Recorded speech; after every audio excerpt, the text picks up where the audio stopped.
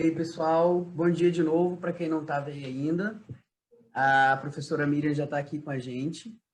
Professora, muito obrigado, em primeiro lugar, por ter aceitado o nosso convite e depois por ter nos salvado, salvado a nossa programação, porque nós tivemos um probleminha com a palestrante agora de manhã. Então, assim, estamos muito gratos pela sua disposição, né, em nos ajudar e contribuir com o nosso evento. E agora eu vou apresentar a professora. A palestra que a professora Miriam vai ministrar é Como Caminha a Ciência na Escola. A professora Miriam é bióloga pela UFRJ, mestre e doutora em educação pela PUC do Rio de Janeiro. Ela é professora associada dos cursos de graduação em Ciências Biológicas e Pedagogia da UFES e docente dos programas de pós-graduação no ensino de Física e no mestrado profissional em Educação em Ciências e Matemática do IFES. Professora, muito obrigado. Desejo uma ótima palestra. A palavra está com você, tá? Bom dia a todos. Eu é que tenho que agradecer por essa oportunidade e a gente já vinha conversando desde que eu recebi esse convite, né? Da minha alegria de participar mesmo desse momento e do quanto que eu fico orgulhosa dessa comissão organizadora. Primeiro, deixa eu confirmar se vocês estão me vendo, me ouvindo bem, se está tudo ok. Ei, professora, tá tudo ok. A imagem tá ótima e o áudio também, tá? Beleza, muito obrigada. Então, eu quero muito começar parabenizando vocês, parabenizando o curso de Ciências Biológicas, esse curso que orgulha tanto a gente. Eu estou na UFES há 15 anos, venho de uma trajetória no Rio de Janeiro e quando eu cheguei na universidade, eu acompanhei alguns passos de consolidação, de crescimento desse curso, uma aproximação muito saudável entre o bacharelado e a licenciatura que veio sendo construída nesse tempo. E realmente eu fico muito feliz aqui representando também meus colegas do Laboratório de Educação e Ciências do Centro de Educação, a professora Júnia, a professora Patrícia, que são também professoras de vocês no curso de Ciências Biológicas, e o professor Geide, que é físico, mas é nosso parceiro, já orientou em alguns TCCs na biologia e está aí também junto com a gente, trabalhando, produzindo pesquisas e orientações acadêmicas nessa área da educação em ciências. Então, eu fico muito feliz de estar aqui participando. Quero parabenizar os professores do curso, parabenizar por toda essa iniciativa, pelo trabalho que vocês tiveram e pela excelência desse evento. Quero desejar muito sucesso. Acho que é a primeira palestra, a gente está abrindo agora, né, o evento. Então, eu quero desejar que seja mesmo um evento de muito sucesso. Dispensei meus alunos das minhas aulas nesses dias, porque eu acho que vocês têm muito a aprender com os palestrantes que passarão por aqui e uns com os outros. Que esse seja, então, um tempo de partilha, um tempo de aprendizado, em que vocês estejam muito abertos para construir conhecimento, tá bom? Então, vamos lá. Me deram um tema muito provocativo, né? Como caminha a ciência na escola? Primeiro, eu fiquei pensando se isso era uma pergunta. Será que estão me perguntando como que caminha a ciência na escola? Porque se for uma pergunta, eu acho que eu já vou adiantar que eu não sei responder isso, não. Mas se a gente estiver aqui querendo pensar, bom, vamos pensar como que a gente pode caminhar com a ciência na escola, e como que essa ciência caminha, ela está na escola, ela não está? Que ciência é essa? Que escola é essa? Que caminhada é essa? Bom, aí fica mais fácil, porque aí a gente pode se indagar uns aos outros para poder encontrar possíveis alternativas para essa problemática. Então, eu acho que esse tema diz muita coisa para a gente. Primeiro, ele fala de um pressuposto, né, gente? A gente está partindo aqui do pressuposto de que a ciência caminha na escola. Se a gente quer saber como que ela caminha, é porque a gente, de antemão, já admite que ela caminha na escola. Ela está caminhando. Ela está lá. O que nós queremos saber, então, e talvez por isso o título da palestra seja uma pergunta, é o como. De que forma essa ciência está caminhando na escola? Quando começou essa caminhada da ciência na escola? Que ciência é essa que caminha na escola? E que escola é essa onde a ciência está caminhando, né? Onde se pretende chegar com essa caminhada? Talvez vocês não tivessem pensado nesse tema de uma forma tão destrinchada, mas eu acho que foi como ele veio para mim. Ele veio realmente como uma provocação para a gente pensar em muita coisa. Então, eu espero que vocês fiquem aí até eu conseguir responder isso tudo, tá? Brincadeira, eu espero que vocês não estejam mesmo esperando que eu consiga responder tudo isso, porque eu já adiantei que eu não tenho as respostas, mas vamos lá.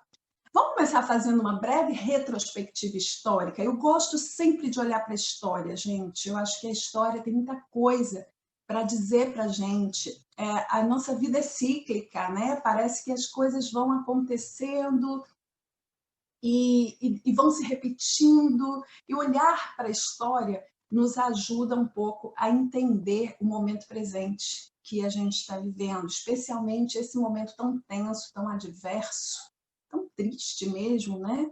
Que a gente está enfrentando. Olha o quanto gostaríamos de estar todos juntos agora, presencialmente, e não podemos, ainda que a tecnologia nos permita essa conexão, nos permita essa interação, a gente está aqui vivendo um momento marcado por esse distanciamento, pelo luto, um momento de muito desafio, né? Então, a gente precisa olhar para esse tempo, mas também olhar para o passado para ver o que desafios enfrentados no passado com relação à educação científica tem algo a nos dizer para esse tempo. Então, eu quero voltar bem lá atrás, gente. Eu quero voltar bem lá atrás, durante os primeiros séculos após o descobrimento do Brasil, quando a educação no Brasil era controlada pelos jesuítas. Será que naquele tempo já tinha ciência na escola? Será que já se estudava ciência? Porque a gente está entendendo que a ciência já vinha sendo produzida, já tinha muito conhecimento social e culturalmente acumulado, mas será que chegava na escola? Bom, a gente sabe pelos registros históricos que o enfoque da educação jesuítica era basicamente na alfabetização e na catequização religiosa. Embora o ensino de ciências fosse praticamente inexistente na educação dessa época, havia sim algumas iniciativas realizadas fora da escola. Em 1772, já foi criada no Rio de Janeiro a Sociedade Científica do Lavradio. E em 1818 foi inaugurado o Museu Nacional da UFRJ, localizado na Quinta da Boa Vista, que foi aberto à visitação pública pouco tempo depois, em 1821, quando eram promovidas ali palestras realizadas por cientistas para alguns membros da elite, da nobreza e até mesmo para Dom Pedro II. Nós lembramos, né, com muito pesar o incêndio que destruiu o Museu Nacional há pouco mais de 2 anos, em setembro de 2018, foi um baque para a produção científica brasileira, mas estamos aqui resgatando o papel dessa instituição na educação científica no Brasil. Ainda lá atrás, no século, em 1821, quando essas exposições começaram a ser abertas ao público. Mas foi só em 1837 que o conteúdo de ciências foi incluído no currículo do ensino secundário, que corresponderia hoje ao segundo segmento do ensino fundamental. A começar pelo Colégio Pedro II, que era um colégio ligado ao Império, até hoje o único colégio de educação básica ligado ao governo federal. E mais de 100 anos se passaram. Só em 1946, por decreto federal, foi criado o Instituto Brasileiro de Educação, Ciências e Cultura, o IBEC, na Universidade de São Paulo, com a função de tornar o ensino de ciências mais prático, atualizar os conteúdos dos livros-textos de ciências. Gente, significa dizer que só durante a década de 1950 é que o ensino de ciências começou a se solidificar nas escolas brasileiras como disciplina obrigatória. Então, podemos dizer que, na perspectiva histórica, essa ciência está andando na escola, está caminhando na escola há pouco tempo. Essa é uma caminhada recente. Só a partir da promulgação da Lei de Diretrizes e Bases de 1961, olha aí para quem fez POEB, Lei 4.024 de 61, é que as aulas de ciências passaram a ser ministradas obrigatoriamente nas 2 últimas séries do antigo ginásio, que atualmente seria o 8º e o 9º ano do ensino fundamental, né? E progressivamente ampliada para os anos iniciais. Ou seja, essa década de 50, ela traz marcos históricos muito significativos para a educação em ciências. Não só porque começou esse movimento que culminou com a obrigatoriedade do ensino de ciências na educação básica no Brasil, mas também por ser uma década marcada por grandes avanços científicos e tecnológicos. Uma influência muito forte da corrida espacial que estava acontecendo naquele momento. Não sei se vocês vão se lembrar, em 1957, a gente teve o lançamento do primeiro satélite russo, o Sputnik, que foi produzido em condições bastante precárias, se comparadas, né, às condições tecnológicas que outros países com tecnologia de ponta tinham naquela época. A Rússia não tinha as mesmas condições e saiu na frente nessa corrida espacial. A gente vai lembrar que poucos anos antes a Segunda Guerra Mundial acabou, terminou a guerra com o lançamento da bomba atômica, aquele desastre lastimável que demonstrou naquele momento o poderio desse avanço científico e tecnológico, não só para o bem, mas também como armamento, como poder bélico.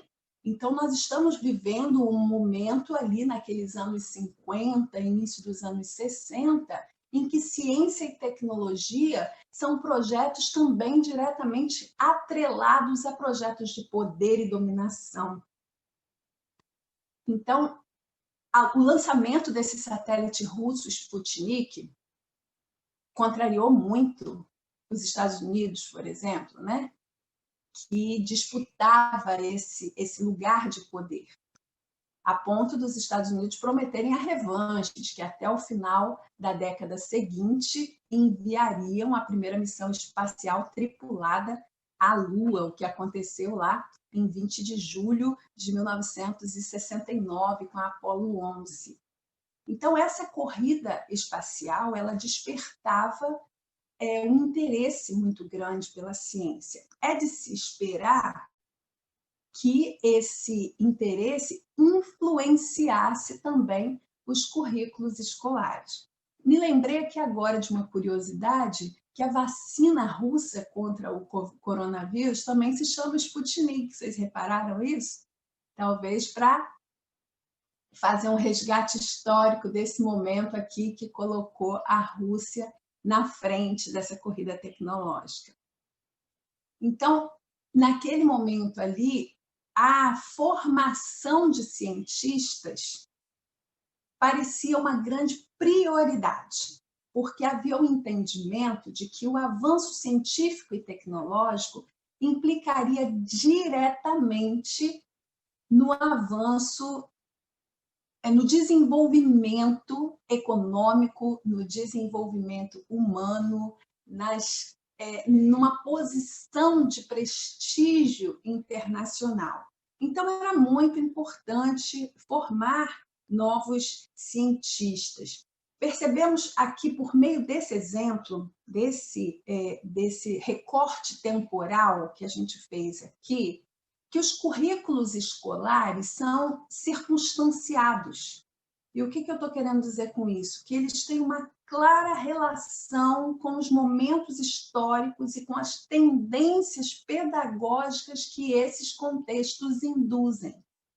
Então, o modo da gente pensar e ensinar ciência na escola não está descolado do contexto histórico e cultural que está acontecendo em volta. As demandas que chegam para a escola, que nos fazem pensar em concepções de ensino e materializar essas concepções em modelos didáticos, elas são fortemente influenciadas pelo contexto histórico que a gente está vivendo. Então, quando nós perguntamos como anda a ciência na escola, nós temos que ter em mente que não estamos falando de uma ciência, muito menos de uma escola cristalizadas no tempo, mas de uma ciência, de uma escola que são permeáveis a essas tendências socioculturais de um dado momento histórico. Isso está claro para todo mundo? Então, se nós avançarmos um pouquinho para chegar nesse tempo presente, porque senão a gente poderia passar aí por vários momentos da história, né? Na década de 70, quando a gente passou a ter nos currículos uma agenda que cobrava a inserção da discussão ecológica e ambiental nos currículos escolares, porque esse avanço científico e tecnológico estava levando, especialmente os países do terceiro mundo, a crises ambientais sem precedentes. Depois, quando tivemos todo aquele rearranjo da geografia mundial nos anos 80, e no Brasil, especialmente, um momento de reabertura democrática que politizou mais os nossos currículos, que trouxe questões sociais de relevância para a discussão do currículo de ciências. A década de 90, que já deu início a essa revolução tecnológica e que começa a trazer novas demandas para a educação científica, uma relação muito clara com a preparação dos estudantes para o mundo do trabalho. Então, a gente tem aqui uma relação muito clara entre o contexto histórico e social e as tendências pedagógicas que acontecem nesse tempo.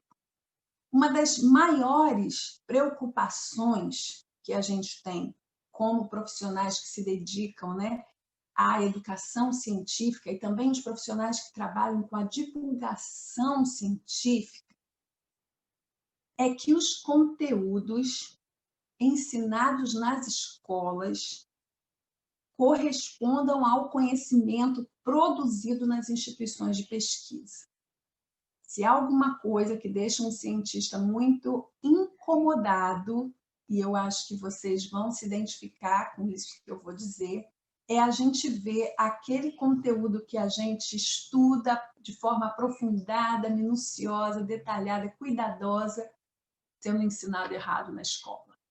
Isso é uma coisa que mexe com a gente, não é verdade? Então, se há uma coisa que nos preocupa, que nada pode ser mais angustiante do que essa ameaçadora constatação de que o conhecimento que produzimos pode não estar sendo aprendido corretamente na escola. Então, pensa. Como é que a gente sabe se esse conteúdo que a gente está produzindo está sendo bem entendido lá na escola? Eu me dedico aqui, estudo zoologia, aprendo um monte de coisas, pesquiso um monte de coisas, publico, produzo, sou reconhecida por essa produção, e aí eu vou ver uma aula no ensino médio e chega lá, os alunos aprendendo coisas, estudando coisas e dizendo coisas que a gente já dizer assim, mas já não é assim há tanto tempo, esse ensino está tão desatualizado, como é que a gente faz para ensinar esse professor a dar aula direito?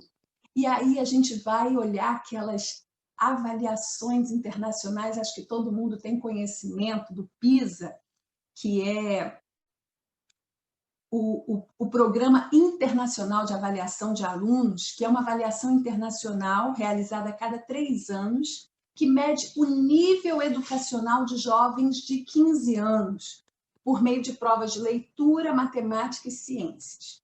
Então, o Brasil participa das edições do PISA, junto com vários outros países, e o último PISA, realizado em 2018, mostrou que o desempenho de alunos brasileiros em leitura, matemática e ciências teve uma melhora muito discreta com relação à edição anterior, mas é considerado estacionado na última década. Ainda está muito distante do salto de qualidade necessário para alcançar outros países de renda mais alta, por exemplo. Esse dado é de 2018, quando ainda não imaginávamos enfrentar esse período de pandemia, esse período adverso que nós estamos vivendo. E aí, nesse momento de ensino remoto, de muitos desafios para as escolas, para os professores, para os estudantes e suas famílias, quando nenhuma rede de ensino, ou mesmo a nossa universidade, assumiu estar plenamente preparada para dar prosseguimento ao processo educativo, quando ainda são avaliados os riscos do retorno das aulas presenciais, ainda que sejam adotadas medidas de segurança, que, aliás, são medidas de segurança que ninguém está seguro de serem tão seguras assim, né? Então, nós perguntamos, como é que a ciência tem andado na escola nesse tempo? Se nos anos anteriores à pandemia, a gente já tem dados de avaliações internacionais que mostram que nós não estamos avançando, que o conhecimento está estacionado nessas áreas, como que nós temos andado, então, nesse tempo? Não é verdade? Primeiro, é preciso que se diga que a ciência que chega à escola, ou que é ensinada na escola, não é e nem poderia ser a ciência dos cientistas, a ciência que é produzida nos centros de pesquisa, nos laboratórios. Nós estamos aqui tendo a necessidade de adjetivar essa ciência para mostrar algumas especificidades que diferem essa ciência dos cientistas ou a ciência acadêmica daquela ciência ensinada na escola, que nós podemos usar o termo ciência escolar para especificar. A ciência acadêmica, ela é produzida no interior de uma cultura que considera modos próprios de produção, de validação e de comunicação desse conhecimento. Essa cultura científica atribui determinado valor, rigor metodológico, modos de socialização dos resultados. E só quem pode validar esse conhecimento científico acadêmico é a própria comunidade científica, que vai discutir, contrapor e legitimar os resultados desses estudos. Isso tudo numa linguagem própria, de modo a representar essas ideias dentro desse sistema típico dessa linguagem, ou seja, dentro dessa cultura. E nós temos que admitir que é uma linguagem codificada, inacessível, incompreensível mesmo para uma grande parcela da população. E eu quero fazer uma ressalva aqui, que quando eu falo em ciência, eu não estou me referindo exclusivamente às ciências naturais, mas à ciência de modo geral, abrangendo todas as áreas do conhecimento, embora nos interesse aqui destacar as especificidades do ensino da biologia, ok? Quando falamos da ciência que chega à escola, então precisamos caracterizá-la como ciência escolar. O que é isso? Bom, os conceitos científicos que ensinamos na escola passaram por um processo que Yves Chavelat vai chamar de transposição didática. Ou seja, esse conhecimento produzido nesse contexto acadêmico, que lhe atribui um significado, um sentido, ele vai se descontextualizando quando sai desse ambiente cultural. E vai sendo recontextualizado quando inserido nesse novo contexto de produção, com uma outra cultura, com uma outra linguagem, com outros modos de produção, de socialização, totalmente diferentes do original. Então, quando essa ciência produzida no ambiente acadêmico chega na escola, ela passou por um processo de ressignificação, ela sai desse contexto e ganha uma recontextualização, se revestindo de outra finalidade social, de outra linguagem, de um outro modo de produção. São atribuídos a esses conhecimentos escolares novos sentidos, novos usos sociais, novas aplicações cotidianas. Não estamos mais falando do mesmo conhecimento que foi produzido no laboratório. Agora estamos falando de um conhecimento social, de um conhecimento escolar, de um conhecimento científico que passa a ter valor para aquele cidadão que está sendo formado para o exercício crítico da sua cidadania. Então, um observador desatento poderia dizer que um determinado conteúdo está sendo ensinado errado na escola, mas talvez fosse o caso de se verificar todo o processo de ressignificação, de adequação da linguagem, de atribuição de novos sentidos, que esse exercício de transculturalidade vai requerer da gente quando transitamos nesse espaço intercultural que se coloca entre a universidade e a escola. É claro que o nosso compromisso como professores de ciência é aproximar ao máximo a ciência escolar da ciência acadêmica. É reduzir, encurtar essa distância, para que o conhecimento produzido academicamente seja cada vez mais acessível à população. Então, o ensino que nós fazemos, além de ensinar ciência, ou seja, além de ensinar os conceitos científicos, temos a responsabilidade de ensinar sobre a ciência. Explicar que essa ciência é uma construção humana, é uma produção cultural e que tem uma linguagem própria que nós precisamos conhecer, precisamos nos apropriar dela, precisamos decodificá-la para tornar mais compreensíveis e mais acessíveis os conceitos que nós ensinamos. E com isso, sabe o que acontece? A gente vai democratizando o acesso ao conhecimento científico e inserindo mais e mais estudantes nessa cultura, que aparentemente é muito hermética. Não sei se vocês percebem isso, parece que o que dá prestígio nessa cultura científica acadêmica é ser reconhecido por saber o que pouquíssima gente é capaz de entender.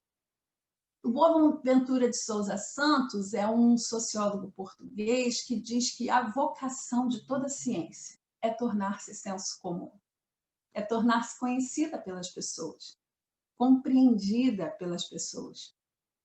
E isso faz com que a responsabilidade sobre a formação de professores que tenham esse compromisso de democratizar o acesso ao conhecimento científico se torne muito importante, se torne mesmo fundamental. Gente, abri o coração aqui para vocês. Eu vivi um tempo em que a formação de professores era considerada um subproduto da universidade, sabe? Os estudantes ingressavam no curso de biologia com a pretensão de se tornarem pesquisadores em áreas específicas.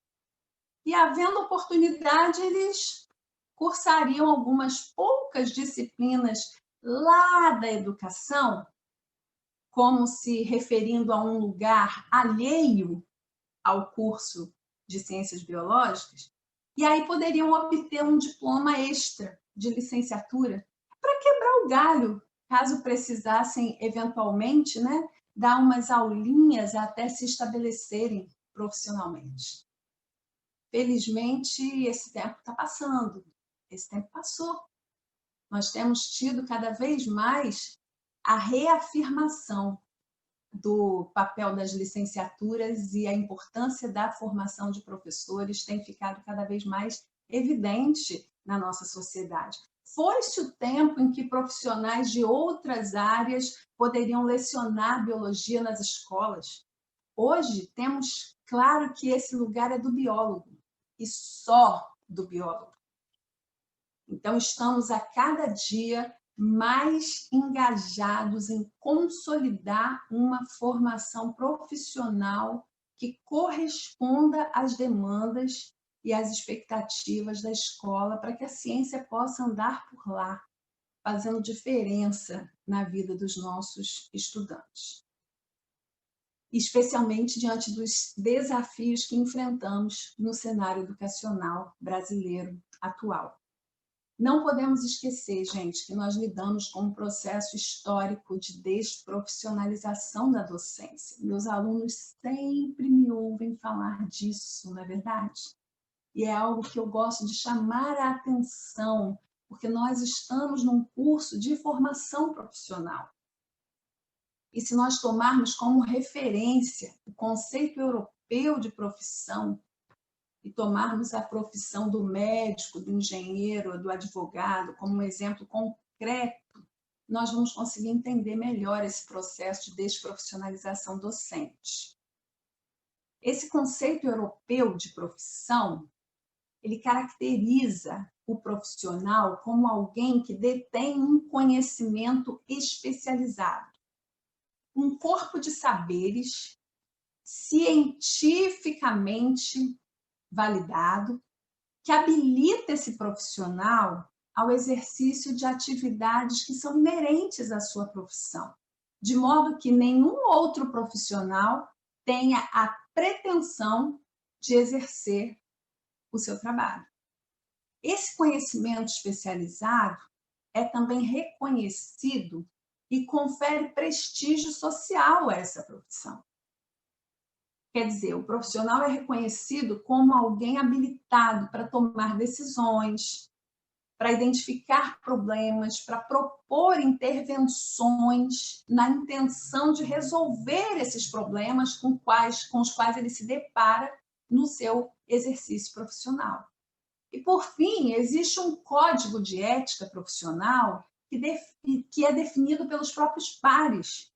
As condutas pertinentes e também as não aceitáveis no âmbito do exercício profissional são definidas pelos próprios profissionais daquela área.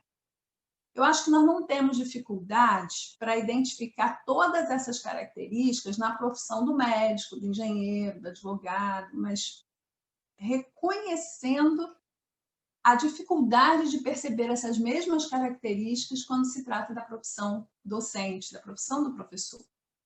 Reconhecemos o saber especializado do professor? Será que a gente atribui prestígio social a esse saber? Reconhecemos a competência dele para identificar, adotar condutas na solução de problemas concernentes ao seu exercício profissional? Entendemos os atos desses profissionais como atos que só possam ser julgados pelos seus próprios pares? Não parece tão claro para nós que esse repertório de saberes especializados dos professores possa ser reconhecido e prestigiado socialmente. Não evidenciamos explicitamente a autonomia dos professores na tomada de decisões para o encaminhamento de questões inerentes ao seu exercício profissional e, muito menos, temos um código de ética estabelecido pelos próprios professores. Ao contrário, o que nós vemos são os professores expostos ao julgamento de todo mundo. Todo mundo opina sobre o exercício profissional docente.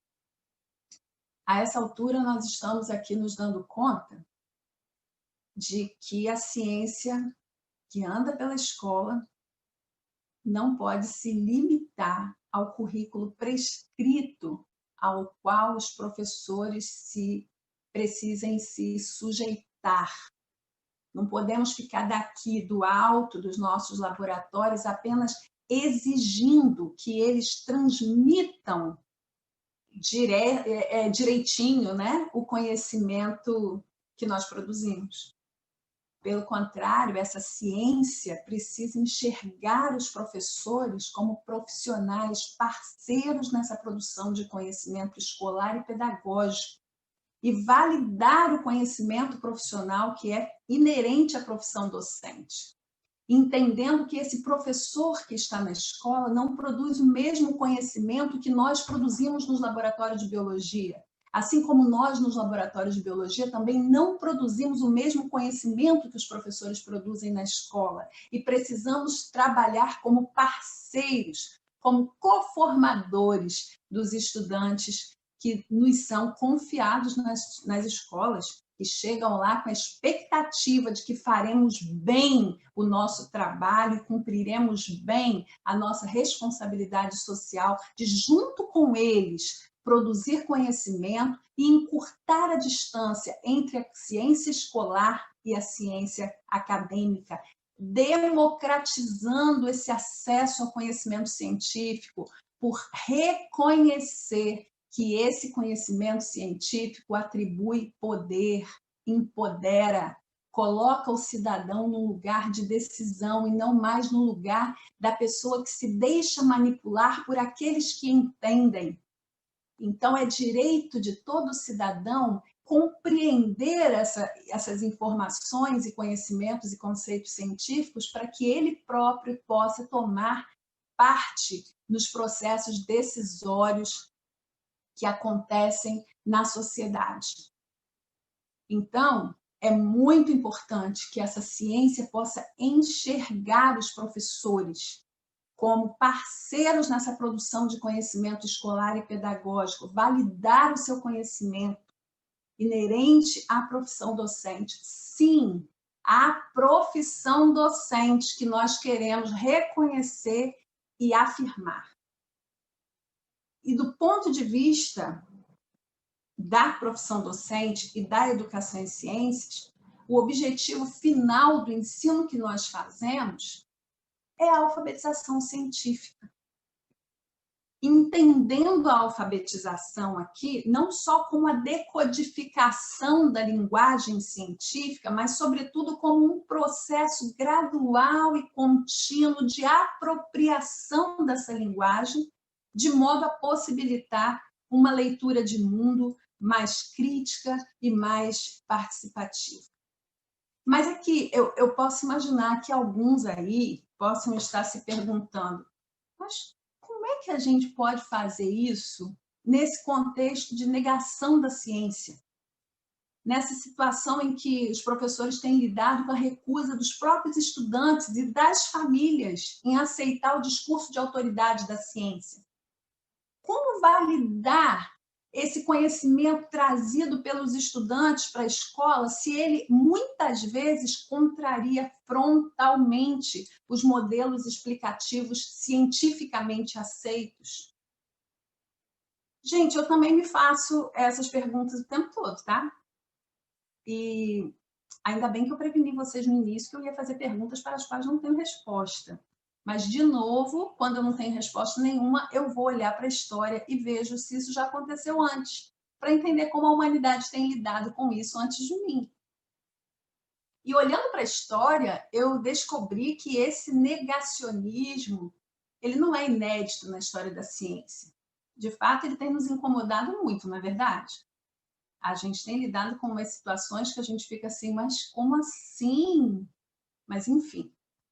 Se a gente for olhar, a gente vai ver que isso já aconteceu muitas e muitas vezes na história da ciência. E talvez um dos episódios mais marcantes na história da ciência tenha sido o que envolveu o astrônomo italiano Galileu Galilei, que em 1663 recebeu a sua sentença frente a um tribunal da Inquisição, pela acusação de defender o modelo de Copérnico, em que a Terra girava em torno do Sol. Galileu foi, então, considerado um herético, forçado a repudiar as ideias heliocêntricas e sentenciado à prisão domiciliar, além de ter a sua obra Diálogo incluída no índice dos livros proibidos do Vaticano. pouco menos de 400 anos após esses acontecimentos, uma pesquisa do Instituto Datafolha, realizada em julho de 2019, olha, quase 400 anos depois, essa pesquisa apontou que 7% dos brasileiros acreditam que a Terra seja plana. Aí vale um emoji, né, gente? E aí a gente começa a ver aqui que a gente precisa entender esse processo. A gente precisa entender o que está acontecendo.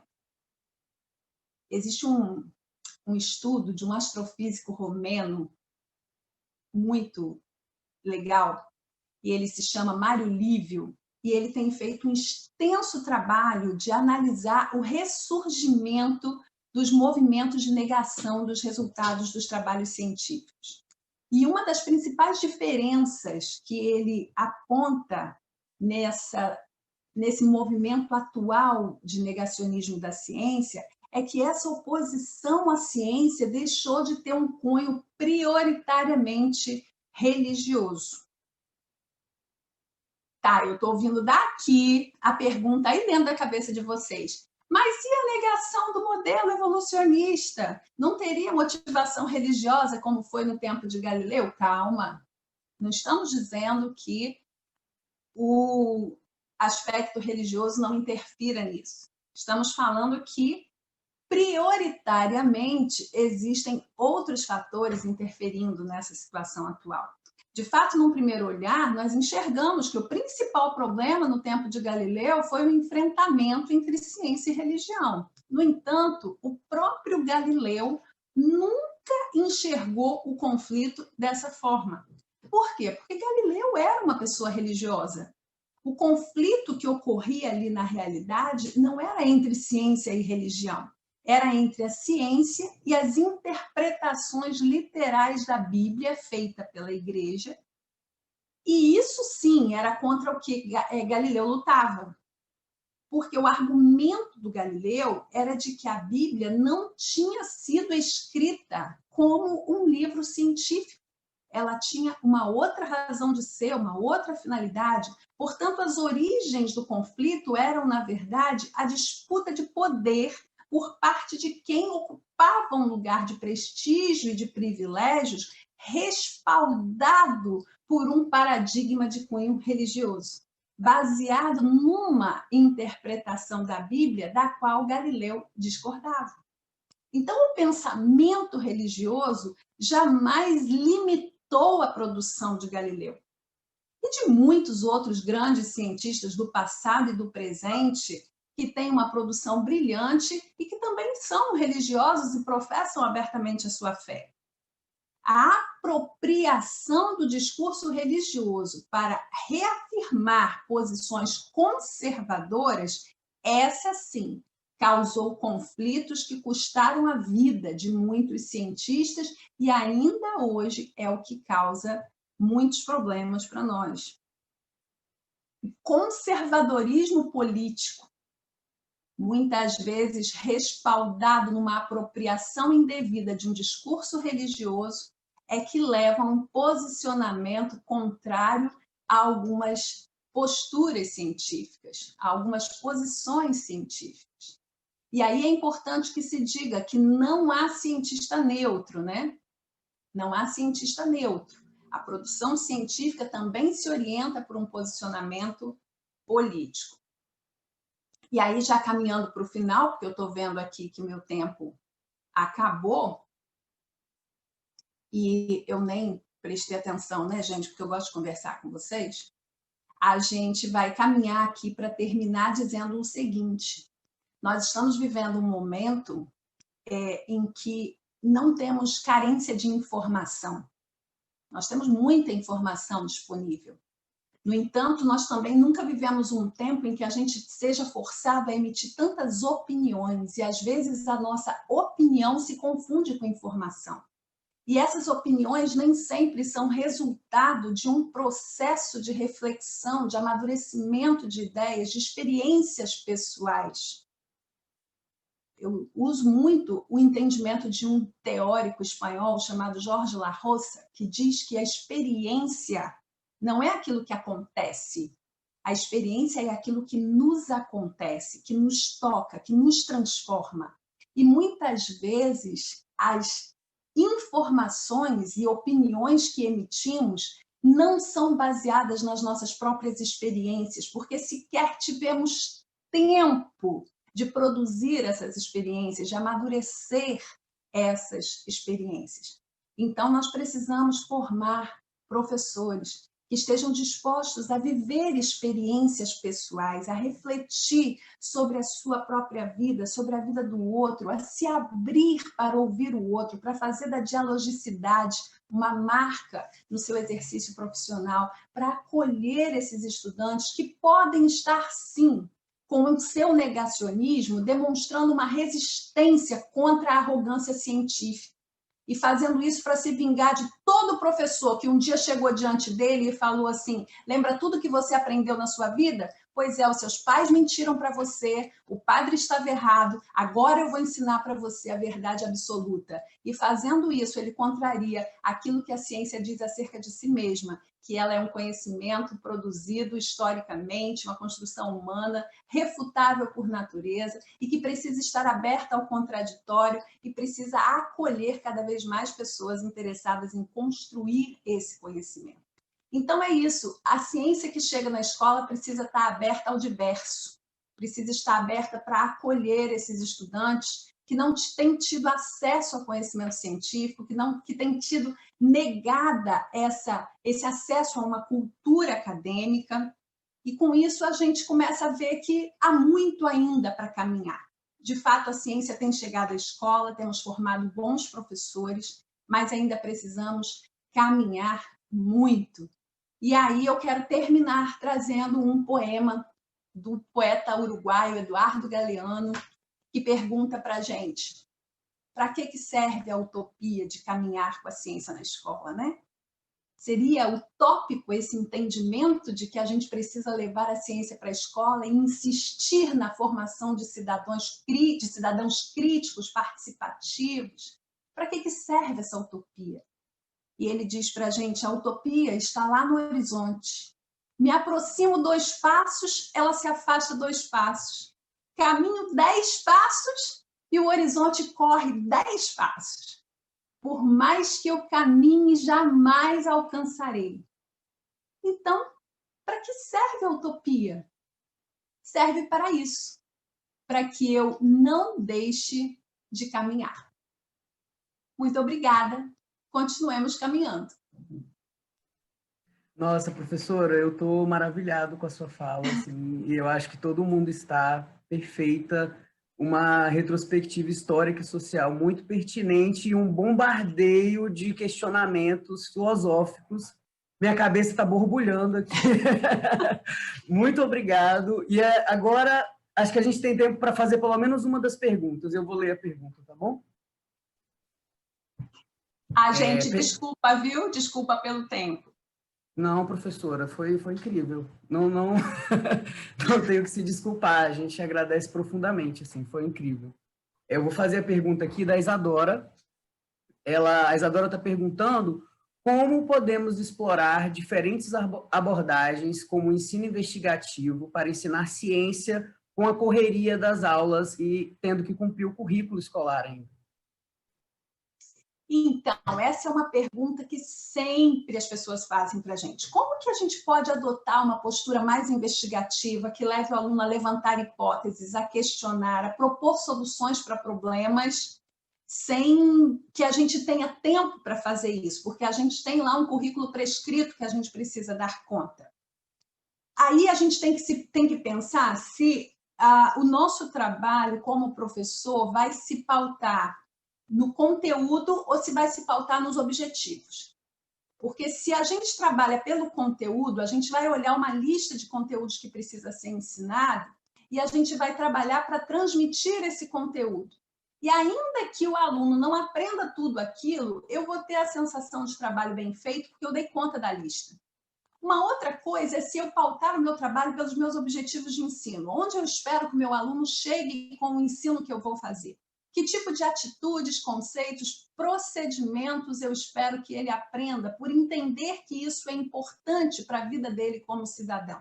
E aí eu vou escolher quais conteúdos melhor se aplicam a essa formação. Quais métodos de trabalho, quais estratégias, quais abordagens melhor se apliquem. E aí eu vou perceber que, ainda que eu precise encurtar um pouco a minha lista de conteúdos, trabalhando com uma abordagem investigativa, eu vou ensinar o meu aluno a aprender. E vou tornar esse aluno mais autônomo, menos dependente de mim para acessar conhecimento. E aí, o que acontece? A gente começa a perceber que quando esse aluno começa a despertar essa postura investigativa, ele vai aprender coisas que eu não ensinei.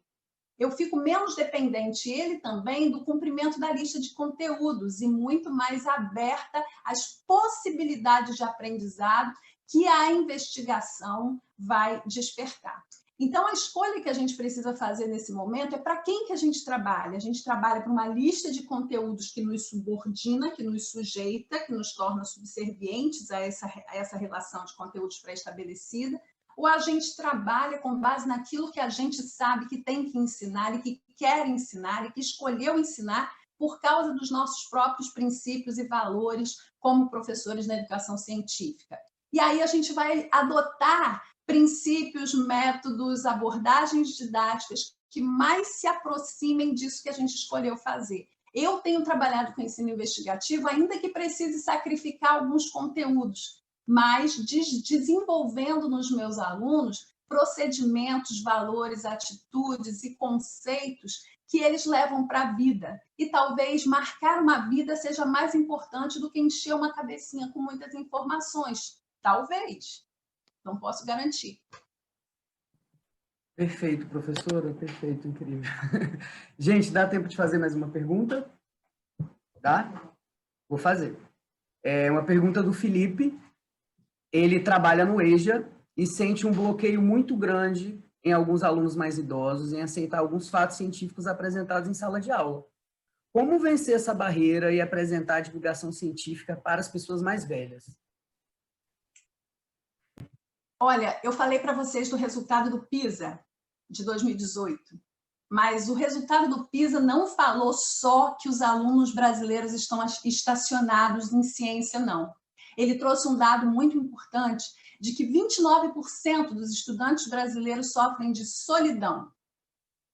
Boa parte dos estudantes brasileiros sofrem bullying nas escolas, o que quer dizer que nós temos pelo menos 1/3 dos nossos estudantes precisando ser acolhidos, precisando ser ouvidos, precisando se sentir recebidos nesse ambiente escolar. E imagina, então, a população idosa. Imagina, então, a população da EJA marcada por um processo histórico de exclusão, que teve negada lá na sua juventude, na sua infância e adolescência, esse lugar como estudante. O quanto que essa população vem marcada pela rejeição. Então, talvez a melhor forma de sensibilizar esse estudante para aquilo que eu tenho a dizer é me sensibilizar para aquilo que ele tem a dizer. É abrir o meu coração para esse estudante e permitir que ele me aceite antes de aceitar aquilo que eu tenho a dizer. Eu vou dizer para você que se você tratar um estudante da EJA ou de qualquer outro nível de escolaridade com o respeito que ele merece, ouvindo o que ele tem a falar, não porque ele está dizendo alguma coisa que você é obrigado a ouvir, mas porque o que ele tem a dizer realmente importa, ele vai querer saber o que você tem para ensinar. Mas se nós já marcarmos de antemão um distanciamento que coloca do lado de cá está quem sabe, do lado de lá está quem não quer saber, a gente não vai conseguir produzir empatia, escuta sensível, receptividade, interatividade, para que o processo de construção de conhecimento, que é mediado, que é interativo, que não acontece lá ou cá, mas no meio, no espaço de interação, possa acontecer. Eu trabalhei muitos anos com a EJA, eu tive a oportunidade de ser professora da minha mãe na EJA. Isso é um dos maiores privilégios que eu carrego no meu coração, na minha memória. Então, eu posso dizer para vocês que ensinar na EJA é uma das experiências mais gratificantes que um professor pode ter, porque mais do que ensinar, a gente aprende demais com as experiências de vida dos nossos estudantes. E quando eles nos percebem abertos a aprender com eles, eles também se abrem para aprender com a gente. Então, se abram para os estudantes, se abram para o diverso, se abram para o novo, porque aí a gente vai conseguir aprender tanto, os estudantes vão querer aprender com a gente também. Vai ser um espaço assim, de troca, uma comunidade de aprendizagem da qual vocês jamais vão se esquecer. Deixa eu contar uma coisa rapidinha. Eu tinha 20 e poucos anos quando eu dava aula na EJA, e um dia eu estava dando aula e uma pessoa começou a me contar que na cidade onde ela nasceu tinha um fogo que aparecia no cemitério toda sexta-feira. E ela começou a explicar sobre aquilo, e eu, cheia da minha pretensão científica, comecei a falar de combustão espontânea, comecei a falar dos gases que se formavam no cemitério por causa da decomposição da matéria orgânica, e as velas acesas ali causavam aquelas chamas. E ela virou para mim e falou assim: minha filha, quantos anos você tem? E aí eu falei, na época, 20 e pouquinhos anos, ela falou assim: você tem tanto para aprender na sua vida. E olha, eu já tenho muito mais de 20 e poucos anos e estou contando isso para vocês. Porque naquele dia eu descobri que antes de censurar o que qualquer outra pessoa me diga, eu preciso estar aberta para acolher, para respeitar. E isso é uma coisa que eu quero dizer para vocês. Se abram para o diverso. Admitam que pode ser que existam outras possibilidades de explicar o mundo e que a explicação científica não é a única. Pode até ser aquela validada histórica e culturalmente, mas a gente precisa entender que as pessoas que vêm a nós trazem as suas próprias explicações e que precisam aprender a somar a essas explicações a explicação científica, porque essa sim nos cabe ensinar. Não nos cabe sonegar informação para ninguém, mas não queremos converter nossos alunos. Queremos que eles entendam que o conhecimento científico é um direito deles e não algo que nós queremos impor a eles. Respondi? Respondeu muito bem, professora. Você é maravilhosa, assim, é uma grande inspiração. E eu estou super emocionado com as suas palavras. Infelizmente, a gente não tem mais tempo para fazer as perguntas aqui, mas só que as perguntas estão aqui embaixo, no Zoom, não sei se você consegue ver na nossa plataforma, tem um ícone que chama Q e A. As perguntas estão sendo feitas nesse ícone, e após a palestra você pode responder, fica à vontade para responder o quanto você quiser e puder, tá? Mas, assim, muitíssimo obrigado, professora, eu estou, assim, sem palavras. Prazer em te conhecer. Eu faço questão de responder todas. Eu vou pedir a vocês a gentileza de enviar para o meu e-mail ou para o WhatsApp, o que for mais fácil, para eu não precisar ficar procurando aí na plataforma, que eu vou ter todo o cuidado de responder de acordo com a minha possibilidade, com o maior carinho do mundo. Eu quero agradecer muito essa oportunidade de estar com vocês, mais uma vez desejar muito sucesso no evento, tá bom? E me colocar à disposição. Galerinha aí de IPEC e PEB, a gente continua se vendo nas aulas, e aos que eu ainda não conheço, prazer estar com vocês. Tá bom, professora, perfeito, assim, impecável. Eu estou muito feliz. Estou até meio... Mas muito obrigado, tá? E a gente vai te enviar as perguntas por e-mail, e aí você responde quando puder, tá bom? Tá bom, querido. Nossa, mas foi incrível. Muito obrigado mesmo, viu? Obrigadão. Tchau, viu? Professora. Até mais. Até. Nossa, gente, o que foi isso?